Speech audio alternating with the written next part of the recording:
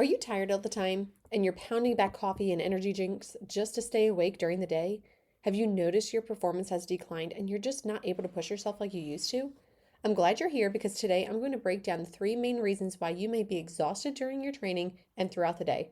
I'll also explain what you can do right now to counteract these things. So grab a pen and paper to take some notes and let's go.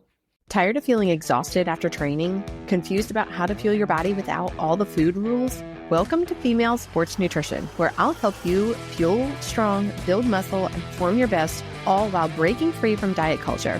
I'm Kristen, a sports dietitian, trainer, and Jesus lover, and I'm here to help you fuel with freedom. Lace up your shoes, grab that smoothie, and let's jump in. Have you been listening to this podcast for a while now and realizing, wow, I really just need some additional help? I'm getting a lot of information from this podcast and it's really helping me, but I really just need to take that next extra step to help me with my performance and my health and not hear it from the food police. If this is you, I want you to reach out to me. Head on over to my website, elitenutritionandperformance.com/consult. You can sign up for a free 30-minute no obligation consultation with me. This is just the time for us to chat so I can get to know you better, know what your goals are, and I can explain exactly how I can help you, and then we can go ahead and get you started. So if you're ready to get the ball rolling on boosting your performance, building muscle, and having lots of energy to make it through your training sessions and throughout your day, I want you to join me. Head on over to elitenutritionandperformance.com/consult, and I will drop the link below for you in the show notes. So today we're talking all about why your energy is always low and 3 ways that you can boost your energy now. So there are lots of reasons why your energy can be low throughout the day and throughout training, but I can almost guarantee you that it's going to boil down to these 3 main things that we're going to talk about today. So let's talk about some symptoms that you may be experiencing with low energy. Number 1 is, of course, physical fatigue. You're going to feel unusually tired, just dragging through your workouts like, man, this really sucks. Like, I don't even want to be here right now. And even your day-to-day activities, I know there's days where I am like, gosh, I can't even wait to get to my bed, or I just want to lay down on the couch for a little bit. And so the physical fatigue is a huge thing. It really kind of just like takes over our days, I feel like. Number 2 is decreased performance. Of course, you're going to notice a noticeable decline in your performance levels. So you may be slower. Maybe you're a runner or a cyclist. You're going to be slower at those things. If you are a weightlifter or doing any type of power type sport, you're going to notice a reduced strength and also just reduce endurance during your trainings and also competitions. Number 3 is muscle weakness. So, if you are experiencing muscle weakness where you just feel like you cannot perform as well, you are not able to lift as heavy, everything just seems so much heavier than it normally would, that is muscle weakness. Number 4 would be increased heart rate. You may not even actually realize this, but your heart rate actually elevates when you are fatigued because your body is working harder than it normally would. And so your heart is a muscle, and so that muscle is going to have to work harder to pump blood throughout your body just to be able to perform its day-to-day tasks, and then of course your normal training. Number 5 is poor recovery. You're not going to be recovering as well from your workouts as you normally would. It's actually going to take you longer. You're going to experience more delayed onset muscle soreness or DOMS. You're going to just feel like you're dragging the next day, like you can't even wake up. Not a fun experience whatsoever. Number 6 would be mood changes. Man, I could tell you some stories about my mood changes when I was not fueling properly and I was experiencing this low energy. I was just coming into work being angry at everybody about nothing at all. It was not a fun time, I will tell you that. Lots of mood swings. Anxiety can also be a symptom of low energy. And then, of course, it can affect your motivation. You don't want to get off the couch. You don't want to go work out. You don't want to do anything because you just don't have the energy to do that. And then your focus. So that brings me to number 7 is cognitive impairment. So lack of concentration, lack of focus, mental fog, not being able to make a good decision. And this also is going to affect during training. If you're playing a sport, let's say it's a team sport like soccer, you need to be able to make a quick split second decision. And if you are low on energy, your brain is not able to keep up. So you're not going to be able to make that split-second decision.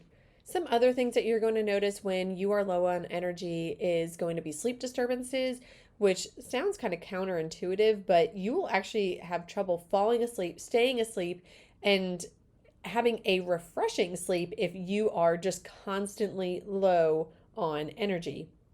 It's also going to cause changes in appetite. So, this is where cravings are going to come in. Our bodies want the quickest source of energy when we're tired, which is generally going to be carbohydrates and sugar.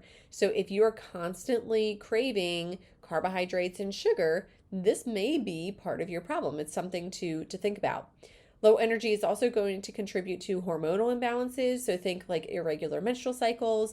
Also, you could have changes in your thyroid because your thyroid really runs off of hormones. Also, this can cause a change in leptin and growth hormones. So, leptin would be related to your hunger levels, and then growth hormone would be related to you, one, growing if you are still growing, but then two, also just building muscle. So, what I mean by that is that your body would have a harder time building muscle because you are just so fatigued. It just doesn't have enough energy to perform that additional task. Two more things that you might notice when you are just constantly fatigued is you are constantly getting sick all the time. And who likes to be sick all the time? It's very annoying. Also, social withdrawal. You don't want to go out and do things because you just don't simply have the energy to do anything. You don't want to go out and party because you would rather be on your couch. So now that you've realized just how tired you've been lately after listening to all these symptoms, let's go ahead and get into the 3 reasons why you are always low on energy and what you can do about it. So number 1 is RED-S, and RED-S just stands for Relative Energy Deficiency in Sport.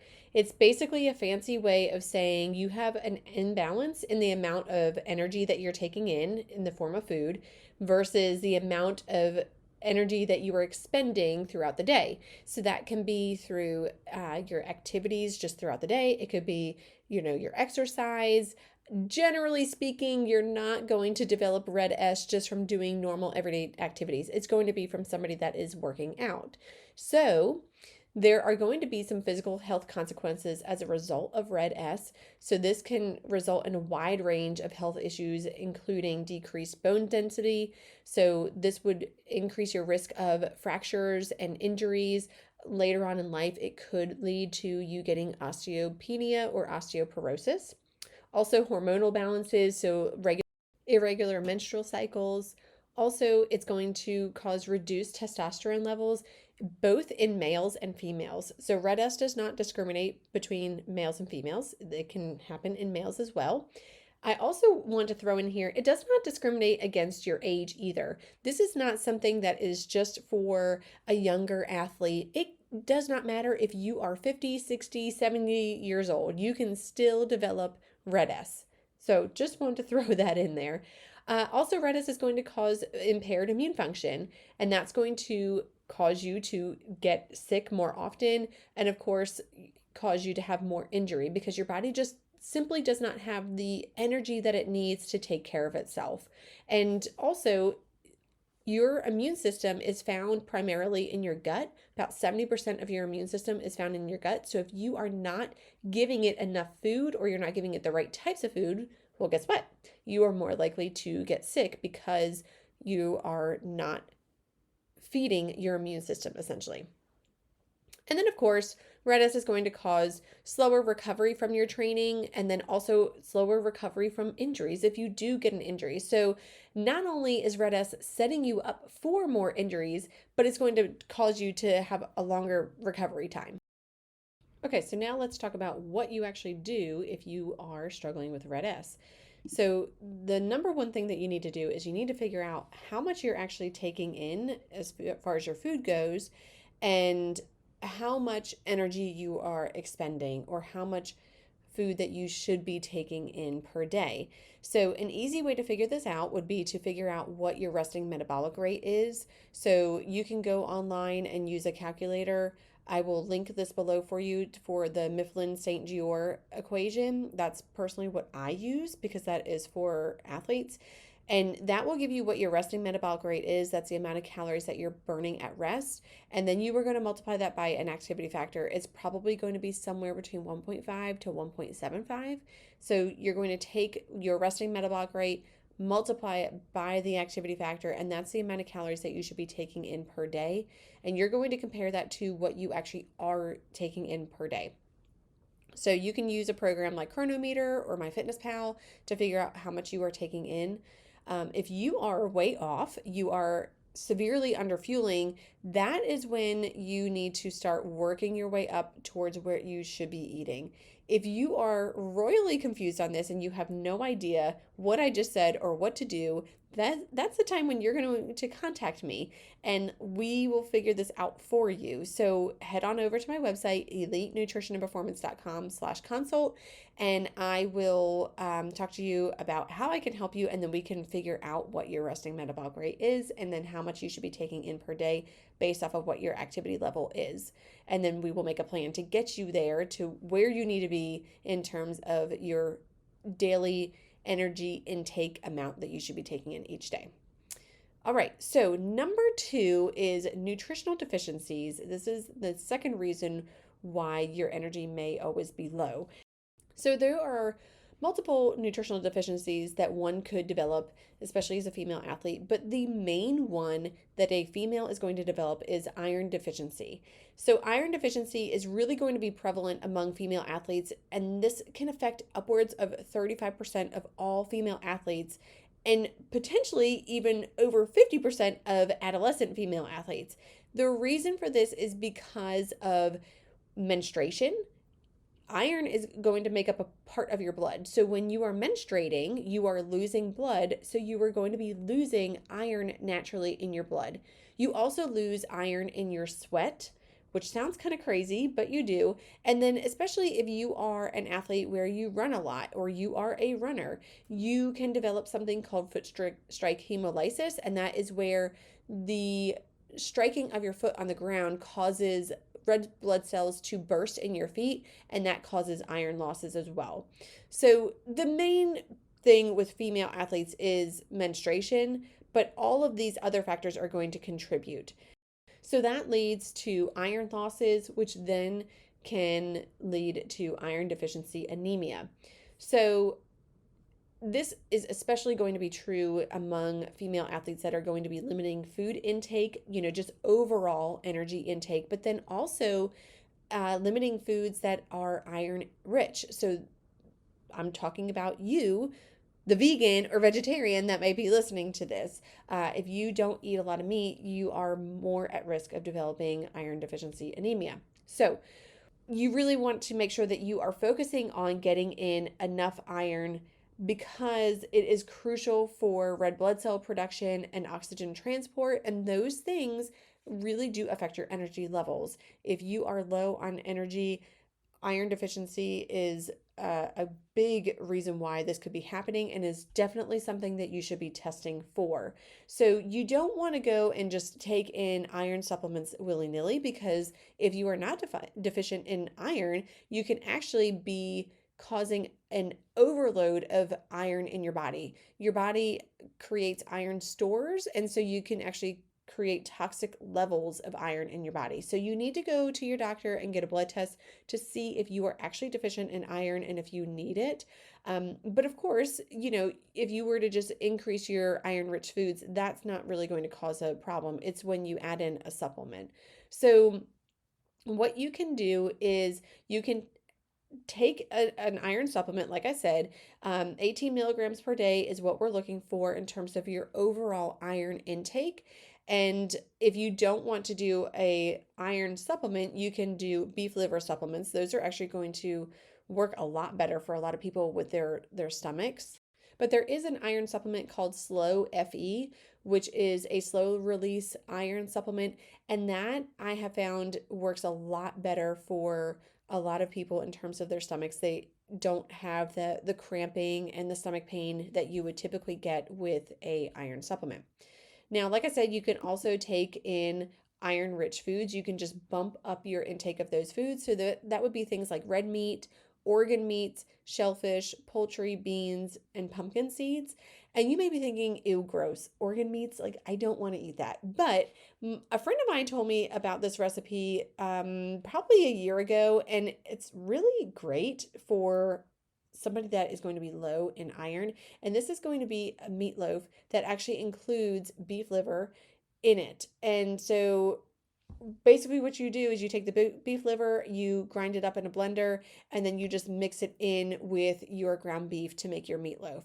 So it's genius because it really masks the flavor and you don't even notice that it's in there, but it is a very iron rich food at that point.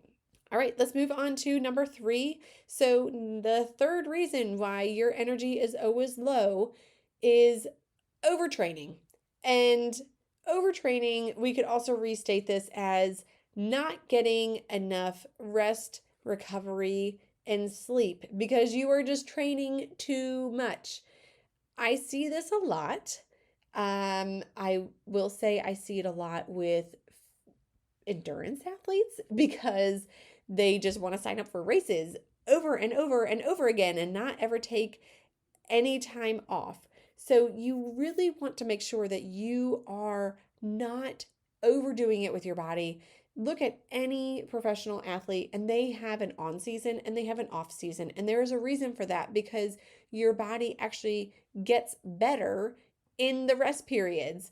If you're not sleeping enough at night, you're not taking, a break during the day, you're constantly stressed out, running around, and you are working out 7 days a week, it's really going to come back to bite you in the butt. So you want to make sure that you are not overtraining. You're also not doing 2-a-day workouts, every day of the week. Things like that. You have to treat your body kindly. So I would take a good hard look at your training schedule as it stands right now and look at how many days off are you taking per week? How many hours of workouts are you doing per week? Are you doing 2-a-day workouts? Are you doing just one single workout? But how long is that workout? Is it an hour? Is it 5 hours every day? You get the idea. Also, are you taking like a rest week? And that doesn't mean that you just sit around on the couch and eat bonbons all day. That's not what I'm talking about. But what I mean is, doing something that is easier on your body. So doing like an active rest week. So maybe doing more walks and doing some yoga that week. You should be doing that every so often. And then also, are you taking like a little bit of like a lighter period of training throughout the year, like I said, an off season. So here are some things that you can do right now. One is to make sure that you're taking off at least 1 day per week. And like I said, you don't need to just sit on the couch and do nothing. If that's what you feel like you need to do, then maybe that's what you should do. But you can do active recovery. So like I said, doing some walking, slow walking, not, like speed walking.